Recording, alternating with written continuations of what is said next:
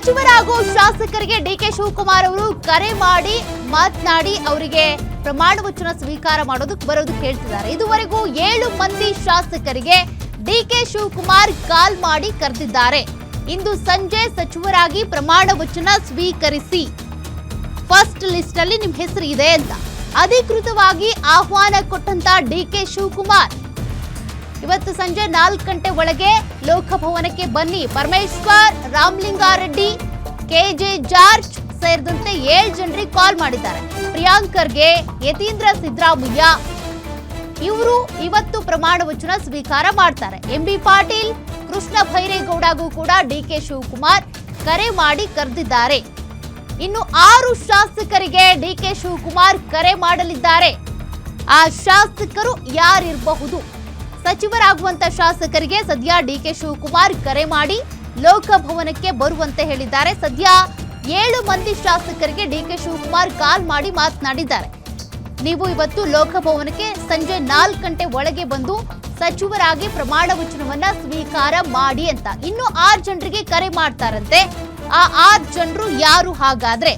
ಸದ್ಯ ಇನ್ನೂ ಕೂಡ ಸಿದ್ದರಾಮಯ್ಯನವರ ಮನೆಯಲ್ಲಿ ಲಾಬಿ ನಡೀತಾನೆ ಇದೆ. ಅದು ಪುಟ್ಟರಂಗ ಶೆಟ್ಟಿ ಇರಬಹುದು, ಮತ್ತೊಂದ್ ಕಡೆ ಆರ್.ವಿ. ದೇಶಪಾಂಡೆ ಅವರು ಕೂಡ ಸಚಿವ ಸ್ಥಾನ ಬೇಕು ಅಂತೇಳಿ. ಆದ್ರೆ ಮೊದಲ ಪಟ್ಟಿಯಲ್ಲಿ ಇನ್ನು 6 ಜನರು ಯಾರ ಹೆಸರಿದೆ ಅದನ್ನ ನಾವು ನೋಡ್ಬೇಕಿದೆ. ಸದ್ಯಕ್ಕೀಗ 7 ಜನರಿಗೆ ಕಾಲ್ ಮಾಡಿದ್ದಾರೆ. ಇನ್ನೂ 6 ಜನರಿಗೆ ಡಿಕೆ ಶಿವಕುಮಾರ್ ಅವರ ಕಡೆಯಿಂದ ಕರೆ ಹೋಗುತ್ತೆ. ಸಚಿವರಾಗಿ ಇವತ್ತು ಪ್ರಮಾಣ ವಚನ ಸ್ವೀಕಾರ ಮಾಡೋದಕ್ಕೆ ಲೋಕಭವನಕ್ಕೆ ಬನ್ನಿ ಅಂತ.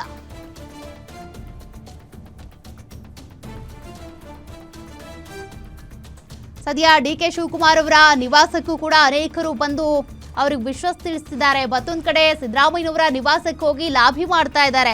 ಇನ್ನೊಂದ್ ಕಡೆಗೆ ಯಾರು ಸಚಿವರಾಗಿ ಆಯ್ಕೆ ಆಗಿದ್ದಾರೋ ಅವ್ರಿಗೆ ಅಭಿನಂದನೆ.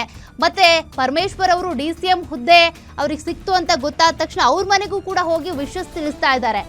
ಇವತ್ತು ಲೋಕಭವನದಲ್ಲಿ ನಡೆಯುವಂತ 4 ಗಂಟೆ 5 ನಿಮಿಷಕ್ಕೆ ನಡೆಯುವಂತ ಆ ಒಂದು ಪ್ರಮಾಣ ವಚನ ಕಾರ್ಯಕ್ರಮಕ್ಕೆ ನೀವು ಬನ್ನಿ ಅಂತ ಸಚಿವರಿಗೆ, ಅಂದ್ರೆ ಇವತ್ತು ಡಿಕೆ ಶಿವಕುಮಾರ್ ಅವರ ಜೊತೆಗೆ ಯಾವ ಸಚಿವರು ಪ್ರಮಾಣ ವಚನ ಸ್ವೀಕರಿಸಲಿದ್ದಾರೋ ಅವರಿಗೆ ಖುದ್ದಾಗಿ ಡಿಕೆ ಶಿವಕುಮಾರ್ ಕರೆ ಮಾಡಿ ಕರೀತಾ ಇದ್ದಾರೆ.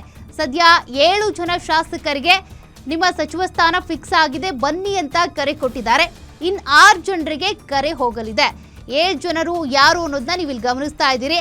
ಕೃಷ್ಣ ಭೈರೇಗೌಡ, ಕೆಜೆ ಜಾರ್ಜ್, ರಾಮಲಿಂಗಾರೆಡ್ಡಿ, ಅದರ ಜೊತೆಗೆ ಯತೀಂದ್ರ, ಭೈರತಿ ಸೇರಿದಂತೆ ಚಲುವರಾಯಸ್ವಾಮಿ ಇವರೆಲ್ಲರ ಹೆಸರು ಕೂಡ ಇದೆ. ಒಟ್ಟು 7 ಜನರಿಗೆ ಕರೆ ಮಾಡಿ ಮಾತನಾಡಿದ್ದಾರೆ. ಇನ್ನು ಪರಮೇಶ್ವರ್ ಅವರಿಗೆ DCM ಹುದ್ದೆಯೂ ಕೂಡ ಫಿಕ್ಸ್ ಆಗಿದೆ. ಇನ್ನು 6 ಜನರಿಗೆ ಕರೆ ಮಾಡಿ ಮಾತನಾಡ್ತಾರಂತೆ. ಆ 6 ಶಾಸಕರು ಯಾರು ಹಾಗಾದ್ರೆ ಇವತ್ತು ಪ್ರಮಾಣ ವಚನ ಸ್ವೀಕಾರ ಮಾಡೋರು? ಅದು ಕೂಡ ಇನ್ನೇನು ಕೆಲವೇ ಕ್ಷಣಗಳಲ್ಲಿ ಅಪ್ಡೇಟ್ ಆಗುತ್ತೆ. ಒಬ್ಬೊಬ್ಬರಿಗೆ ಕರೆ ಮಾಡಿ ಹೇಳ್ತಿದ್ದಾರೆ. ಇನ್ನು ಈಶ್ವರ್ ಖಂಡ್ರೆ ಅವರಿಗೂ ಕೂಡ ಕರೆ ಮಾಡಿ ಮಾತನಾಡಿದ್ದಾರಂತೆ ಡಿಕೆ ಶಿವಕುಮಾರ್. ಅವ್ರಿಗೂ ಕೂಡ ಲಿಂಗಾಯತ ಕೋಟಾದಲ್ಲಿ ಸಚಿವ ಸ್ಥಾನ ಬೇಕು ಅಂದಿದ್ರು. ಅಂದ್ರೆ ಸಚಿವರಾಗಿ ಕಾರ್ಯನಿರ್ವಹಿಸಿದ್ರು, ಅರಣ್ಯ ಸಚಿವರಾಗಿ ಕಂಟಿನ್ಯೂ ಆಗುತ್ತಾ ಇಲ್ವಾ ಅನ್ನುವಂತ ಒಂದು ಸಂಶಯ ಇತ್ತು. ಅವರಿಗೂ ಈಗ ಕರೆ ಹೋಗಿದೆಯಂತೆ.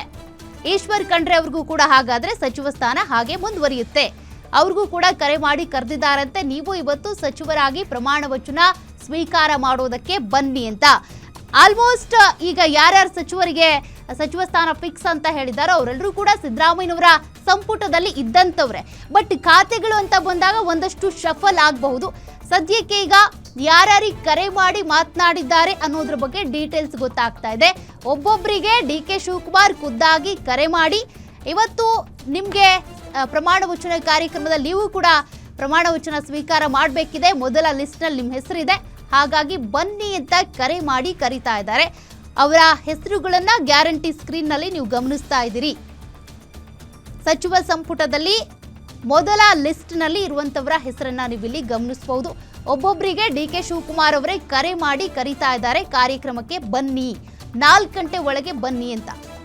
ಸದ್ಯ ಯತೀಂದ್ರ ಅವರಿಗೆ, ಎಂಬಿ ಪಾಟೀಲ್ ಅವರಿಗೆ, ಈಶ್ವರ್ ಖಂಡ್ರೆ ಅವರಿಗೆ, ಕೆಜೆ ಜಾರ್ಜ್, ರಾಮಲಿಂಗಾರೆಡ್ಡಿ, ಚಲುವರಾಯಸ್ವಾಮಿ, ಭೈರತಿ ಸೇರಿದಂತೆ ಇವರೆಲ್ಲರಿಗೂ ಕೂಡ ಸಚಿವ ಸ್ಥಾನ ಫಿಕ್ಸ್ ಆಗಿದೆ.